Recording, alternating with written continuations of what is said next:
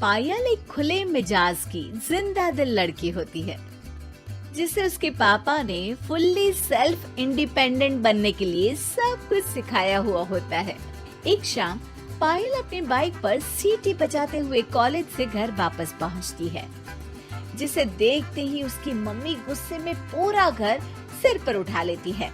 आ गई महारानी, बहुत बोलते थे मैं अपनी बेटी को सब कुछ सिखाकर दुनिया में मजबूती से खड़े रहना सिखाऊंगा, साथ में बेटी को लफंडर बनना भी सिखा दिया, ये नहीं बताया।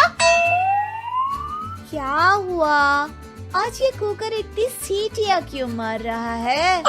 सीटी, सारी फसाद की जड़ तेरी वो बाइक और सीटी है, उन्हीं से लड़के छेड़ती है ना तू।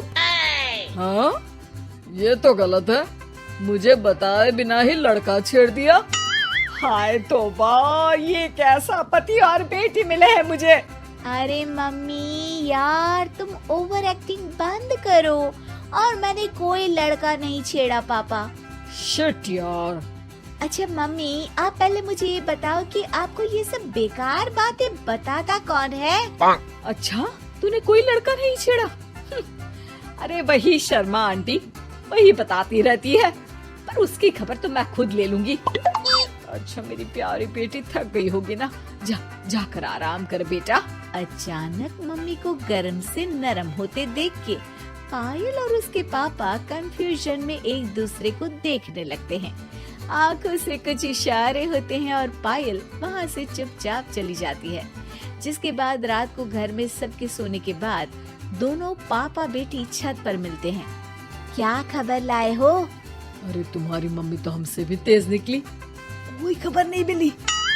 क्या यार पापा, पता नहीं अब मेरी मदर इंडिया कौन सा बम फोड़ेंगी। इसी के साथ दोनों अपने कमरे में वापस जाकर सो जाते हैं। अगली सुबह पायल जैसे ही कॉलेज जाने के लिए तैयार होकर कमरे से बाहर निकलती है तो उसकी मम्मी उसे लड़के वालों के सामने ले जाकर खड़ा कर देती है। जी, ये है मेरी बेटी पायल, थोड़ी चंचल है लेकिन बहुत नेक दिल और होशियार है। देखते ही देखते कुछ घंटों में पायल और शुभम का रिश्ता पक्का हो जाता है, जिसके कुछ दिनों बाद पायल शादी कर अपने ससुराल पहुंच जाती है। सोचा था मम्मी कोई बम फोड़ेंगी, पर उन्होंने तो सीधा मुझे उम्र कैद की सजा ही दे दी। बहू, अब उम्र कैद समझो या बम, रहना तो यही है, निभाना यही है, इसलिए छिछोरी हरकतें बंद करनी होगी। ये आप क्या बात कर रही हो? मैंने क्या किया? इतने मासूम ना बनो, मुझे तुम्हारे कारनामों के बारे में सब अच्छे से पता है।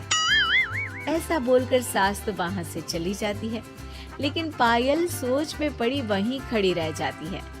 जिस पर शुभम उसके पास आता है।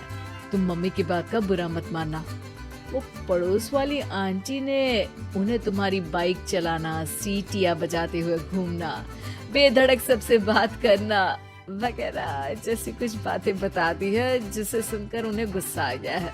पर फिक्र मत करना, धीरे धीरे साथ रहने से वो भी ठीक हो जाएंगी। Thanks for your concern, but I don't care. Payal सीधा अपने कमरे में चली जाती है। अगली सुबह कॉलेज जाने के लिए तैयार हो सीटी बजाते हुए कमरे से बाहर निकलती है, जिसे देख सास गुस्से से तिलमिला उठती है। महारानी, शादी के अगले ही दिन ये हीरोइन बनकर कहाँ चल पड़ी? और ये लफंगों की तरह सीटियाँ बजाना बंद करो। ये हमारा घर है, कोई सड़क नहीं जहाँ तुम आवारागर्दी करती घूमो। मम्मी जी, सीटी बजाने और कंफर्टेबल कपड़े पहनने से लोग कब से आवारा बनने लगे? इसी के साथ सास बहू का युद्ध शुरू होने ही वाला होता है कि शुभम वहाँ पहुँच जाता है। माँ, उसका कॉलेज है इसलिए ऐसे तैयार हुई है। और पायल, तुम भी माँ को समझने की थोड़ी कोशिश करो ना प्लीज। सिचुएशन संभालकर शुभम और पायल घर से निकल जाते हैं। इसी तरह दिन बीतने लगते हैं, जिससे सास बहू की लड़ाइयों के बीच शुभम पिसता रहता है, लेकिन साथ ही वो दोनों एक दूसरे की आदतों को अपना भी लेती हैं। पर पायल का सीटी बजाना सास को आज भी नागवारा ही होता है। आसमान गिर जाएगा, धरती फट जाएगी, पर इसकी सीटी ना जी ना, कभी बंद नहीं होगी। अरे मम्मी जी, जब आप मेरे कुछ बोले बिना सीटी से ही समझ जाती हो कि मैं क्या बोल रही हूँ, फिर इसे बदलने की क्या जरूरत? यही तो हमारी यूनिकनेस है। पायल की बात से ज्यादा सहमत ना होते हुए भी सास हंस पड़ती है। उसी शाम पूरा परिवार घूमने जाने का प्लान बनाकर घर से निकल जाता है और उनके जाते ही घर में चोर घुस आते हैं और तभी वो सब भी दोबारा घर के अंदर आते हैं बाहर से। क्या यार पायल, एक शाम भी फोन के बिना नहीं रह सकती थी क्या? घर में ही तो फोन है, कहाँ चला जाता? अब जल्दी अंदर जाकर अपना फोन लाओ, मम्मी और मैं यहीं बाहर वेट करते हैं। ज्यादा बोल रहे हो, देखो अब और धीरे काम करूंगी। ऐसा बोलकर पायल घर के अंदर जाती है और बहुत देर तक बाहर निकल कर नहीं आती। अरे ये तो सच में जानबूझकर लेट करने लगी। चल कर देखते हैं ना।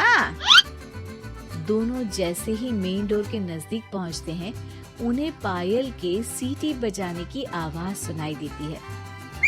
हमें लेट करके खुद मजे से बैठी सीटियां बजा रही है।